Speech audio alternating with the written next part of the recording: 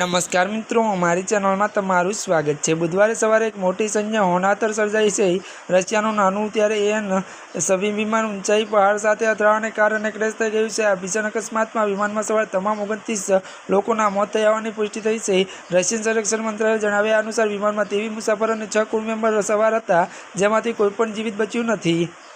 આ અકસ્માત તે સમય થયો જ્યારે વિમાન કાળા સમુદ્ર અને કમિયા દ્વીપ પરથી પસાર થઈ રહ્યું હતું। રશિયન ન્યૂઝ એજન્સીના અહેવાલ મુજબ ક્રેશ થવાના થોડાક સમય પહેલાં જ વિમાનમાં કંટ્રોલ રૂમ સાથેનો સંપર્ક અચાનક તૂટી ગયો હતો। લાંબી શોધખોળ બાદ જ્યારે વિમાન લોકેશન મળ્યું ત્યારે જાણવા મળ્યું કે સીધું પહાડ સાથે અથડાયું હતું। રશિયા ત્યારે રક્ષા મંત્રાલયે પુષ્ટિ કરી છે કે દુર્ઘટના સ્થળે કોઈ પણ વ્યક્તિ જીવિત મળી નથી।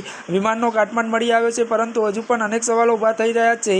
ન્યૂઝ એજન્સી આરઆઈએના ત્યારે મિત્રો પ્રામાણિક રિપોર્ટ મુજબ ક્રેશ પાછળનું કારણ કોઈ મોટી ટેકનિક ખામી હોઈ શકે છે।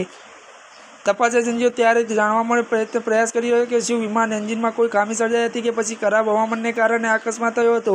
કેમિયોનો આ વિસ્તાર સુરક્ષિત દ્રષ્ટિએ અત્યંત સંવેદનશીલ માનવામાં આવે છે, જેથી સૈન્ય વિમાનનું આ રીતે ક્રેશ થવું રશિયા માટે મોટી ચિંતાનો વિષય છે।